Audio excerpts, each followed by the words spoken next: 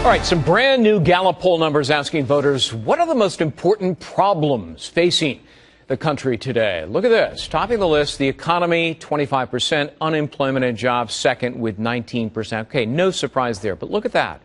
17%, government corruption and abuse of power, then health care and budget deficit. Let's bring in our political insiders. John LeBoutillier, former Republican congressman for New York, Pat Caddell, Fox News contributor and a former pollster for President Jimmy Carter. Doug Schoen is also a Fox News contributor and a former pollster for President Bill Clinton. All right, Doug, let's start with you. The number that really jumps out is that, abuse of power. Is that a nod to the president's creeping authoritarianism? I think, in a word, yes.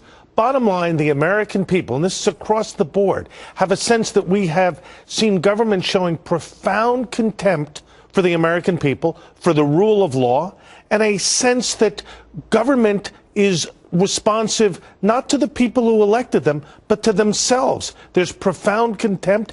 Greg, it's a lawless government. Yeah, well, Pat, some are accusing the president of essentially ignoring or disbanding Congress and ruling by executive order. Well, he's ruling essentially like a semi-despot here, something. A monarchy. A monarch. Well, kind of like a Cadillo. What we used to be, this country we're now becoming a country of men, not laws. And we have a political class, a ruling class, if you will, with the president at the height of it. And look, this started with George Bush. He was saying, Cheney said, well, the supremacy of the president. But this is now taken every week where it's going on. But let me tell you what we really have here. What we have is, as Doug alluded to, the utter contempt of the American people. They are lulled by lies, and we are basically depressed by cynicism from Washington, all in the service of basically exiling the truth as they and contempt for the Constitution, and the contempt for the Constitution, and the contempt for the idea of who is governed and who is not. Let me put it. You served in Congress, John, so I'm going to put this to you. Let's put it up on the screen. The Wall Street Journal NBC News poll. Look at this. I mean, people are so fed up with government. 57% would replace every member of Congress. Yeah, well, in the past, people say, I hate Congress, but I like my own Congress. Right. If this were to be true, where they really would vote out everybody, it would be the single greatest way to fix our political system is to throw everybody out when things are bad so that every one of these Congress people is nervous when November comes around. Unfortunately, 90% of them know they're going to get reelected. 95, John. Excuse me, Doug. 95% know they're going to get reelected. Because the system, as the public believes, is rigged to make sure they do. All right. Now, the president has made a recent profession of calling the various scandals phony. And some are calling him dishonest when it comes, for example, to the NSA. I want to play, there's this news story out there. An audit of the NSA finds thousands and thousands of violations. But the president said it wasn't happening. Take a listen.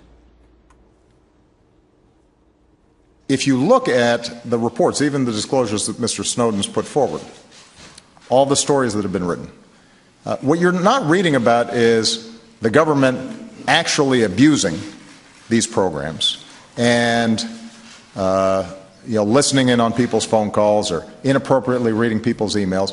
What you're hearing about is the prospect that these could be abused. Was the president dishonest, misinformed, or clueless? Well, I don't think we know the answer to that, but he sure was not correct. The NSA's own audit that was released and published at the behest of the Washington Post on Friday showed, I think, some 2,700 abuses. Now, this is from the NSA. Just in the Washington area. Just in Washington.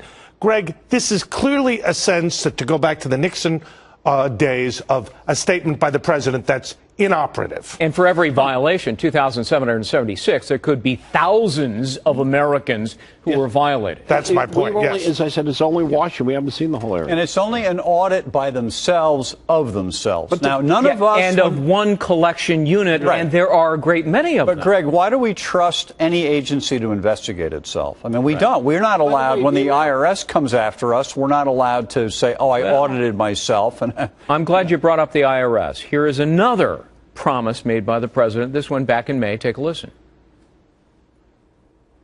I've reviewed the Treasury Department watchdog's report, and the misconduct that it uncovered is inexcusable. It's inexcusable, and Americans are right to be angry about it, and I am angry about it.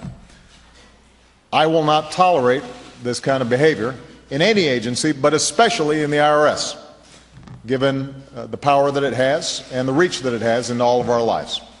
And as I said earlier, it should not matter what political stripe you're from. The fact of the matter is that the IRS has to operate with absolute integrity. He is tolerating it, isn't he, Pat? Because an IRS agent has now testified that targeting's still going on. Excuse me. He and the administration have now said all of that's a phony scandal. The contradiction here is palpable. And if the president didn't have a press that basically was with him and an opposition that just rolled over, I mean, he would be hoisted on that petard. I mean, people are not stupid, Greg. Yeah. It's the equivalent of Nixon when things were getting bad. Remember, he said, the country's had enough of wallowing in Watergate. It's just Phony a third-rate scandals. burglary, Nixon said, you know. But Greg, there's a difference between a burglary, which wasn't third-rate, which was outrageous, that was planned by the president's aides, that the president himself participated in a cover-up. That's one limited act. This is the IRS, the NSA, the AP, Benghazi. There is a scandal of unprecedented proportions. And, Greg, the congressional leadership is not setting up select committees to look at this. Don't you think the NSA should be looked at by a select congressional committee? It wasn't that long ago that the president was ridiculing these Tea Party groups that are being targeted by the IRS. Here's a clip.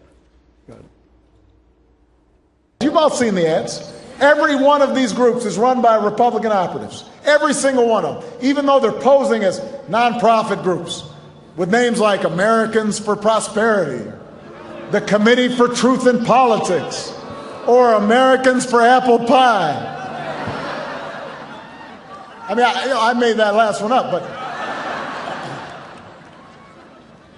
but this is why, look, this is why we've got to work even harder in this election.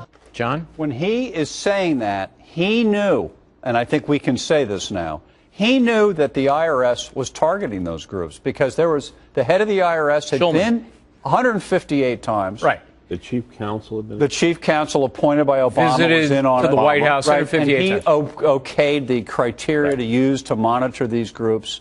What we have here is a Nixonian type of use of executive power to go after the administration's opponents. All right. And but yet on a no bigger one scale huge, than the Nixon much more administration widespread. did it. Yeah. If a Republican did what Obama has done, what the Obama administration's done, there would be, I believe, an impeachment. They had an article of impeachment against Nixon for musing about using the IRS. I know. Here they're actually doing it, not a peep out of anybody. Let me just say, when you have, as we saw with the healthcare iconic moment here, where the president goes down and cuts a deal where the ruling class says, oh, no, we have to protect the Congress and their staffs so they don't pay what we pay. And he cuts the deal with Boehner and the Republican leadership. You understand why the country wants to throw everyone out. Let's put up the Fox News poll, serious situation or phony scandals, and it lists the various ones. At the very top, take a look at this, Benghazi. 78% say this is serious. Only 17% say it's phony. Question.